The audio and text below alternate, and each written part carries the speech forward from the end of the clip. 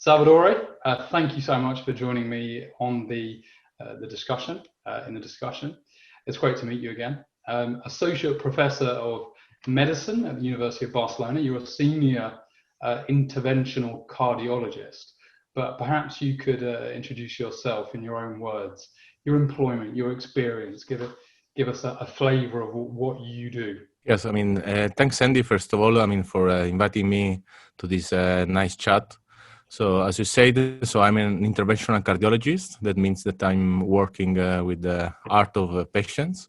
Mm-hmm. And I'm that specialist who is implanting stents or percutaneous valve in patients treating either ischemic heart disease, which is the most diffuse cause of death today in the Western countries. Yeah. And also I'm treating some disease at the aortic valves, like, for example, aortic stenosis or mitral insufficiency.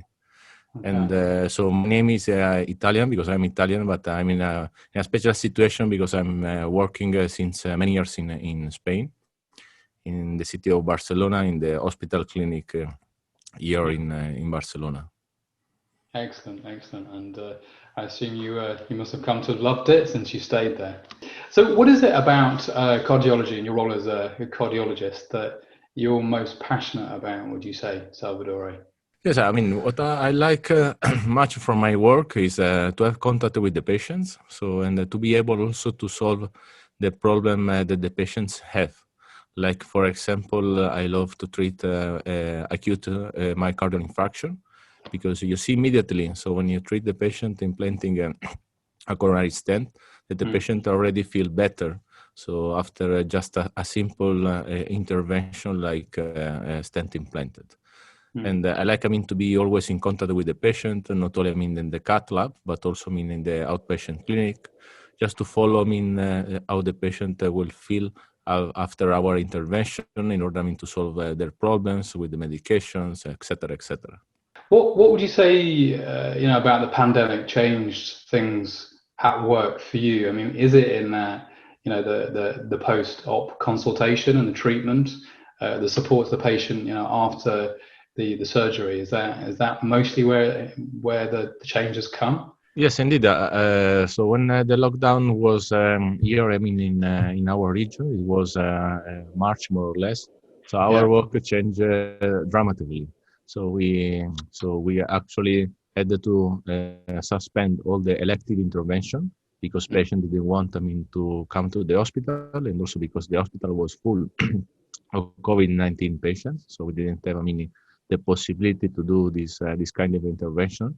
And we're working only on the emergency situation, like, as I said, acute MI or acute, situation which need, a solution in that specific moments. Yeah. For some disease, like, for example, TAV implantation, which is the aortic valve implantation percutaneously, we have stopped our program. So during those 3-4 months, because all these procedures were done, electively. And we just did during those months, so emergency situation. And the most change was actually on our outpatient clinic, because we were used to have physical contact with the patients, so to see patients in face-to-face in our rooms, for visits. And so during those months, so we did a sort of digital consultation. So we did a telephonic consultation with patients. So we did not visit any patient physically face-to-face. Did you kind of add any digital to the kind of the patient treatment plan? Was there any tracking happening? And I guess it's easy for me to think of something like an Apple 6 watch, and the kind of the ability for people to kind of monitor certain vitals. Did you see any of that? So this situation happening to us in a sort of standard way. So we didn't, we were not prepared, to this situation. So that is the reason why we just used our phone, so to call patients, so without any digital supports, so to overcome, this situation at the beginning. Yeah. Understood. And I mean, now that we're some months into COVID, do you see that there's a role for digital play? If it can be incorporated into kind of patient treatment pathways, is there a bigger role for it to play, or do you think it's kind of it's right the way it is now? No, absolutely. I guess that there is a big role, I mean, for all these app and digital, I mean, information. So first of all, I guess that they can help us. So in visit our patient in a sort of digital way. So Mm, not only, I mean, just calling the patient by phone, but also having a sort of face-to-face by using a camera in our hospital and at the home of the patient in order to have some contact. At least it's not physical, but is eye to eye. yeah. That is, I mean, one first way. And the second way is the fact that we can receive data coming from the patient, like for example, as you said, from the phone, from the Apple Watch, from Yeah. any kind, I mean, of health devices, which can, for example, detect some ECG changes or as the new version detect also the saturation of oxygen, and the Mm, patient so can have a direct contact with the doctor. The mm, problem in that case is so for example, if we will receive many data, yeah. so we will be overcome of Mm, all this data. So that will be, I mean, the next problem we need to solve. So how mm. to receive and process all these big amount of data coming from the patient. Obviously your main experience is in kind of structural heart disease, and how do you think digital can help that specifically in the future? And do you think it's do you look at it as a kind of preventative or more of a treatment kind of post-op kind of care, or do you think it's equal? And how do you see those? Yeah, I think that in this particular field, so we can have two different channels. One Mm, is the channel between, for example, us as a hospital who is doing this kind of procedure, and on yeah, that other side, so other doctors who can refer the patient. So I guess that this communication between the referrals hospital and the hospital who is doing this kind of procedure, so should be on the digital way. So as a sort of communication between these two mm, people. So sending, for example, exams, tests which have been done previous to the procedure, etc., etc. And then the other channel so could be between patient and the doctor. So the doctor who has done, for example, the procedure and the patient who is going to receive the procedure or who has already received the procedure in order, I mean, to solve any questions the patient can have before the procedure. And yeah. then, so after the procedure, to see if there are any complications, anything that can be done by the doctors. And I mean, as this kind of a situation, so it's not, I mean, so problematic. I guess that it can be done in a digital way, so without any physical Yeah. examination of the patient. Now, just switching kind of gears a little bit. So, what what role do you think the life science companies should play in assisting better outcomes, over and above the kind of the strictly kind of medical device product and pharma biological intervention, right? Where how do you see their role in the future? I mean, their role so should be in helping us, so in increasing the digitalization of the hospital, let's say, also digitalizing the patient, digitalizing the hospital, and also the doctors, because Yeah, so due to the pandemic, so we have seen that we are not prepared.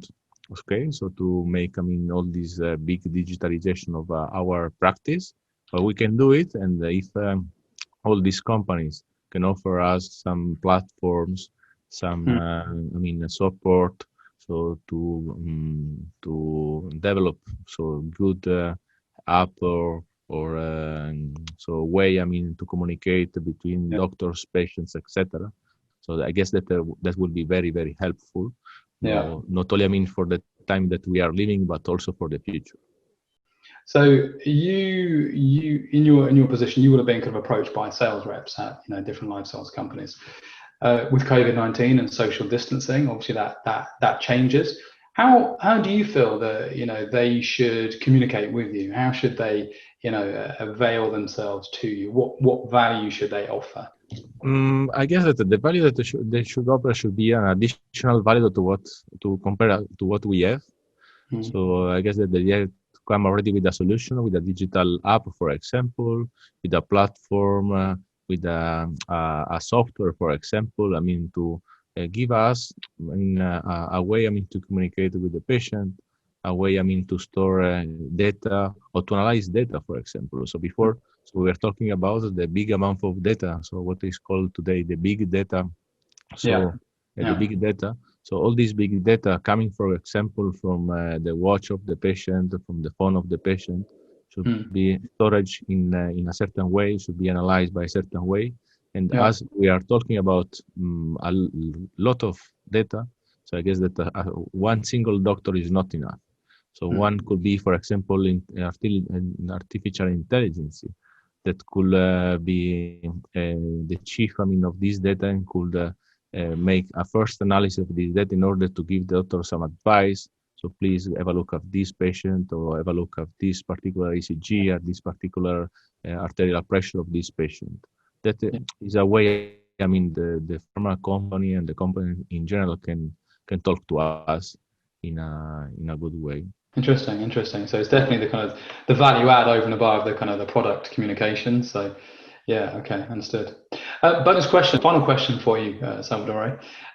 In your position as a a cardiologist, if there was one thing that you could change, if you could wave your magic wand to improve patient health outcomes, specifically in regards to kind of cardiovascular health, what would it be and why? So I will ask, I mean, for something, I mean, to have patients always connected with their doctor. So in a way that if the patient has some doubt about the medications or they want to consult something about a specific disease, they Yeah. can always have a doctor, I mean, to ask. So in a polite way, of course. So not, I mean, being too asking, but a sort of, I mean, digital medicine. Yeah. So, and that I guess that especially for the GP, for the general practitioner, so would be of help in order, I mean, to avoid the crowding at the Mhm. hospital or in the ambulatory where the GP is working. That I guess is a good way, I mean, to invest because so the hospital will be maybe future only for complex disease or for Yeah. simple disease. I guess that the digital solution is the best way to go. Yeah. So I guess it's more about it's the prevention of chronic diseases, and it's Exactly. I think what you're also hinting at there is a massive kind of AI triaging machine right Exactly. at the line. Exactly. Yeah. Okay. Very futuristic. Very futuristic. Salvatore, I don't want to take any more of your time. I know that you are a very busy man, but once again, it's been a fabulous conversation. So I want to thank you very much for your time. Keep in touch. Whenever you get a chance to kind of communicate on LinkedIn, please do. And yeah, thank you, and Thanks. I'll speak to you soon.